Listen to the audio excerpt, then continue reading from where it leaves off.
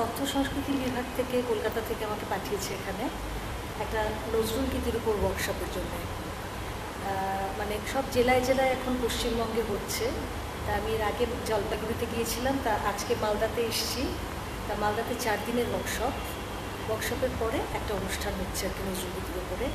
তা 4 দিনে ওদের শেখাবো 35-40 জন, মনে হয় আমার 35-40 জনই আছে আর কি। ওদের একটু নজরুল গীতির মানে নানান রকম গান শেখানো, নানান অঙ্গের গান শেখানো, এটার জন্য এসেছি। আসলে এখন আমি জানি না, গভর্নমেন্ট থেকে খুব একটা মানে নিয়েছে, প্রজেক্ট নিয়েছে যে রবীন্দ্রনাথ এবং নজরুলের প্রচুর গান আছে যেগুলো অনেকে জানে না, এবং ওনাদের দুজনের উপর রবীন্দ্রনাথ অনেকেই জানে কিন্তু নজরুল গীতির উপর কিন্তু সেরকম কাজ খুব একটা হয় না। তা নজরুল গীতির উপর যাতে সমস্ত পশ্চিমবঙ্গে সবাই যাতে আরও বেশি জানতে পারে নজরুল গীতি, কত রকম নজরুল গীতি, কারণ এটা সেইভাবে কিন্তু প্রচার হয়নি এতদিন। এবার থেকে আমাদের এই গভর্নমেন্ট আর কি একটা উদ্যোগ নিয়েছে আর কি, যে নজরুল গীতির ভালো করে প্রচার এবং প্রসার হয়। এই 3-4 দিনের তালিম কি যথেষ্ট?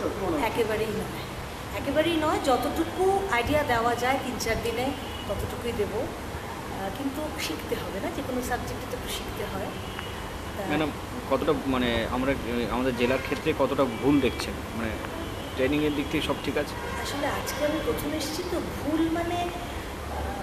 তো সবাই করে, কিন্তু কথা হচ্ছে যে ঠিকভাবে শেখাটা খুব দরকার, যেটা মানে অনেক সময় সঠিকভাবে শেখা হয় না। আমি দেখেছি অনেক জায়গাতে গিয়ে সঠিক সুর, সঠিক তাল, সঠিক লয়, সঠিকভাবে একটা রাগ সঙ্গীত শেখা, নজরুল সঙ্গীত শেখা সেভাবে হয় না।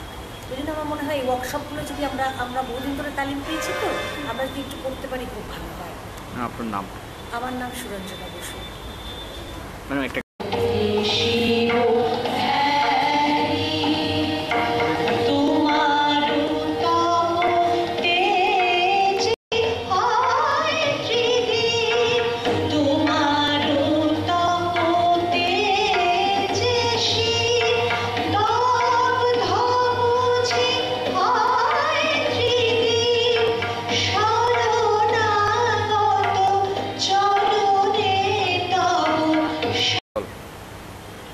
তথ্য সংস্কৃতি দপ্তর থেকে আমাদের একটা ওয়ার্কশপ করানো হচ্ছে, যেখানে আমরা অনেকে মিলেই নাম মানে এন্ট্রি করিয়ে গান শিখছি।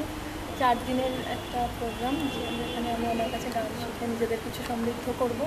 নজরুল গীতির কিছু কিছু আনকমন গান উনি আমাদেরকে তালিম দিচ্ছেন।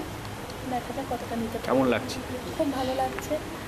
খুব অল্প সময়ে, কিন্তু যতটা পারা যায় আমরা গ্রহণ করবো। ঠিক আছে, কিছুটা নিজেরা সমৃদ্ধ হবে। নাম কি, বাড়ি কোথায়? রুদ্রাণী সান্যাল, 1 নম্বর কলোনিতে বাড়ি। কি দরকার ছিল?